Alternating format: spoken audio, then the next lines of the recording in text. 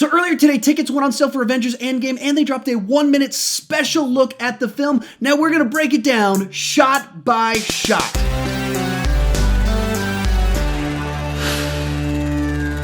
Hi, my name is Sean Chandler, and I love to talk about movies way too much. With that in mind, join me down in the comments section. Share your big takeaways from this 1-minute special look at Avengers Endgame. What stood out the most from you? Also, if you don't know this, I started an Instagram account about a month ago. You can see that at the link down below in the description. You can kind of get my day-to-day with what I'm working on. Also, after this video, if you want to see my other theories, breakdowns, all that fun stuff leading up to Endgame, I've got a playlist right up here where I've put everything that I've done as my build up to Endgame. With that said, let's get started. So the trailer kicks off with an exterior shot of our Avengers base. Not much to this particular shot. Then we hear Bruce Banner say, if we do this, we're doing it shorthanded, and we see a picture of his face. Now, in some of my previous breakdowns, trailer reactions, some people have been like, where's Bruce Banner in all this? Now, we've seen him. They've definitely shown these kind of same shots, but I think every shot that we've seen of Bruce Banner in the trailers thus far has been in this location right here in Avengers Base, him as Bruce Banner just kind of chatting it up.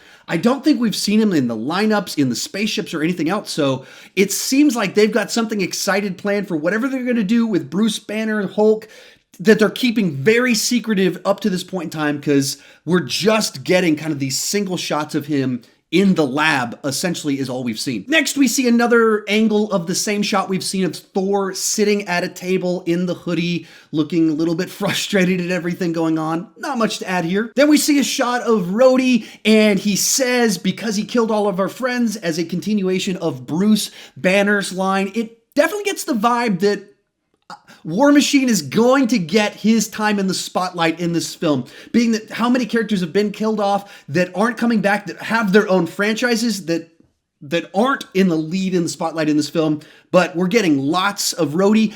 I love that. I dig that I feel like he hasn't gotten that time yet.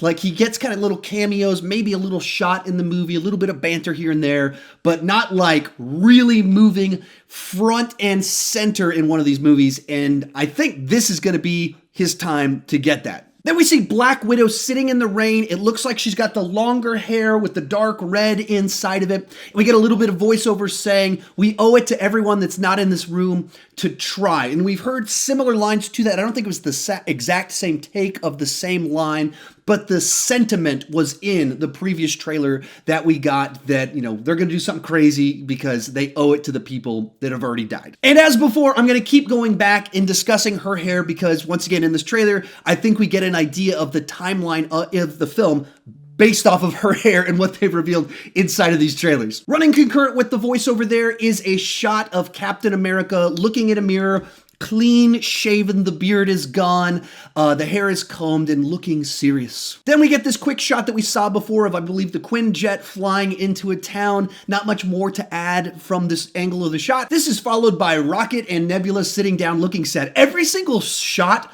of Rocket in these movies just rips my heart out. They put out those posters last week of the characters that survived and those that died, as Avenge the Fallen. Just this poster of Rocket looking like a sad raccoon. It's like the saddest poster I've ever seen, and it's literally just his face. But we see the two of them sitting there, and now I guess they're buddy-buddy. And, you know, I think it says everything that they're, you know, having this sweet little moment of our remaining Guardians, just the two of them sitting there. As we see this shot, there's voiceover that says, it's not about how much we lost.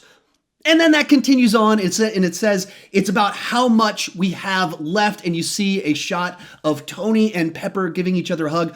I was pretty surprised that they would put this in the trailer. Of all the things that they're keeping hidden and how little we know about what's going on and the way they've marketed the film up to this point in time, that's surprising to me.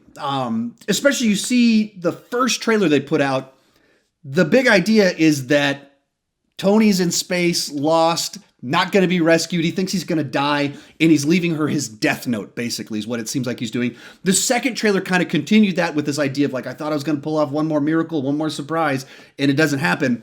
And then in this trailer, they actually show us that they get back together, and it looks like she's reuniting with him on Earth. That's the way it's assumed from the shot. This shot could be the last shot in the movie or something like that, but seems like when they're reunited earlier in the film. And so some of the theories have been that Pepper's going to put on an Iron Man suit, fly into space, and go get him. The implication doesn't seem to be that that's where this is going. But back to our voiceover, once again, this idea that it's like, we lost a lot, but we got to keep moving forward. We don't move on. We keep pushing forward. We're going to avenge the fallen. Very big themes going into this movie. This is followed by a quick daytime shot of our little Avengers base. Once again, not much to say about it.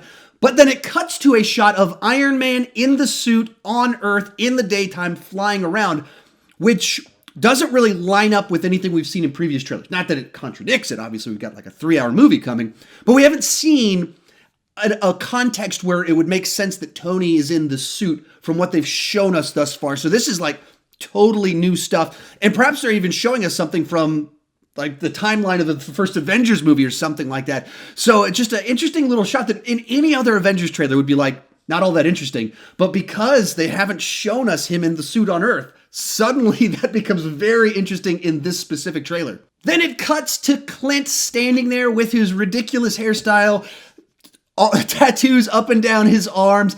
And you can tell this guy has gone through a lot since we last saw him, as he looks like he's joined a ridiculous band, got the tattoos and hairstyle to match.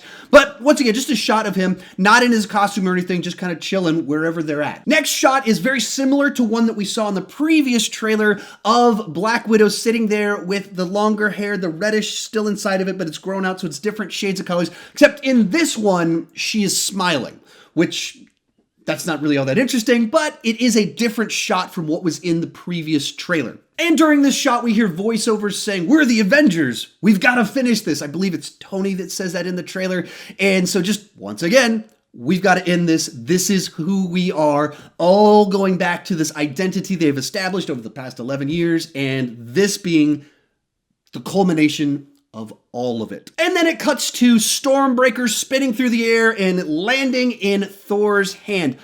In my previous theories video, because of the way the trailer was cut, the previous angle of this shot inside of the movie, it looked like Mjolnir to me. Just because the way it flies into his hands, it showed the hammer side to it, and I missed some things. So if you're wondering, I was wrong. I fully acknowledged I was wrong about that. This one makes it very clear. You can see the handle as it's spinning and everything, and he catches it very clearly. Stormbreaker's in his hand. Another one fun thing that comes out of this shot, though, is there were some memes on the internet that I saw of pictures of what if, because of the angle they chose for that shot, it's not Thor that caught it. What if it was Captain Marvel that actually she caught it, and they just cut the angle so you don't see where the hand is at, and that's what was really going on in the shot. So it'd be this nice payoff joke inside of the movie that she was worthy of the hammer or something like that. That's not what happened. This angle clearly shows Thor is the one that catches it. But fun little angle in the ways that you can show how you can cut a trailer to have very different angles of the exact same shot between two trailers, and then likewise when a movie is released. Then it cuts to a wide angle shot of our people there, and we've got Clint, Tony,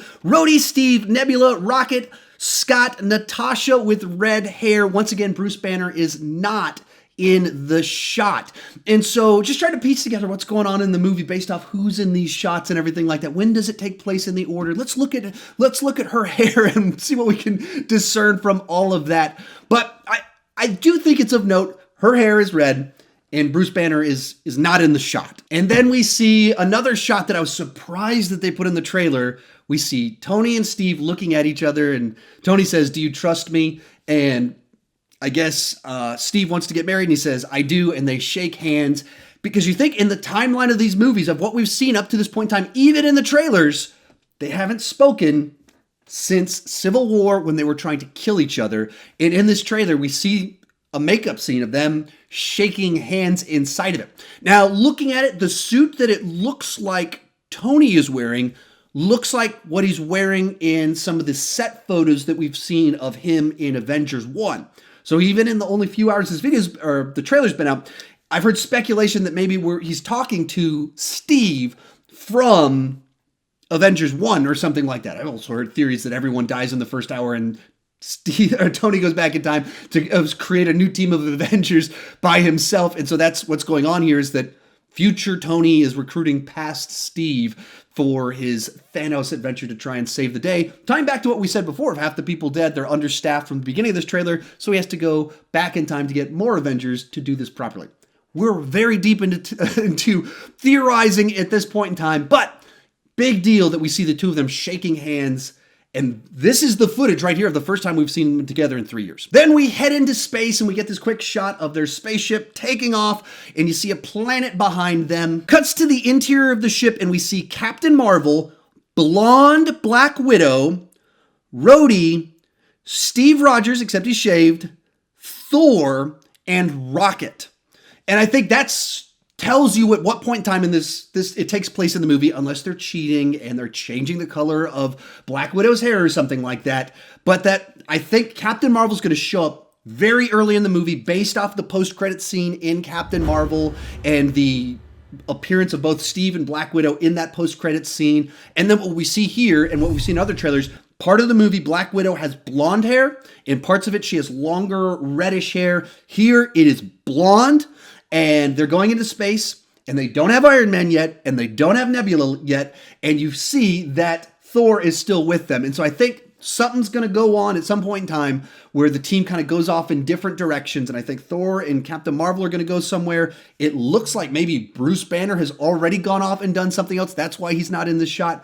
But I think this shot right here is one of the ones that gives us the timeline of the film a little bit better, and perhaps they're heading off whatever they're trying to do, a rescue mission, they're trying to save the day. But this shot seems really important to me. And then the trailer gets personal and we see Tony looking at a picture of himself with Peter Parker. And then you hear Thanos say, "You couldn't live with your failure." And this is where the trailer starts to change the marketing as we've seen it up to this point in time, because we haven't really seen Thanos. We've seen his armor, the implication that he's out farming somewhere, and finally transitions to they're going to Thanos to avenge the fallen, to do what the people in the room couldn't do. All of that fun stuff building towards the return showdown with Thanos, and he is ready for it, and he's got some Thanos quotes to go along with it. Then we see a big, massive spaceship, probably Thanos' ship, and it cuts to a shot of Nebula in a spaceship with War Machine, and he's in the suit, but his head is exposed, so I think it's the War Machine suit there.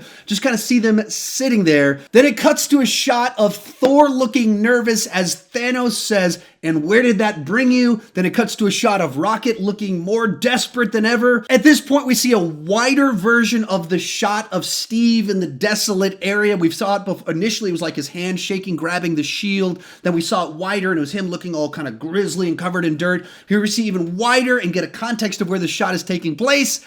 Then it cuts to silhouette Thanos in some sort of beam, and he says, "Back to me." Like, not only the culmination of all these movies up to this point in time, culmination of all the marketing up to this point in time. Like, we don't move on. We're going to avenge the fallen. We keep moving forward. We're the Avengers. Where did that bring you? And we finally see Thanos revealed, and he kind of like steps, the beam disappears, and we see him revealed on the desolate planet. Cut to Tony in the same location. Looks kind of like Titan. I don't know that it is, but it could be Titan once again. Any number of places could be just destroyed by Thanos and all the war going on, and you see him looking ready for a fight. Then our final shot of the entire trailer, it looks like Iron Man, Steve, and Mr. Thor on the desolate place for this big final showdown with Thanos to culminate everything that we've seen thus far in this universe. So there's my take on this special look of Avengers Endgame. You can see the rest of my Endgame prep stuff right over there in that playlist. You can go down below to find out how to follow me on Instagram. Comment down below, tell me what you thought about it, and thank you so much for watching.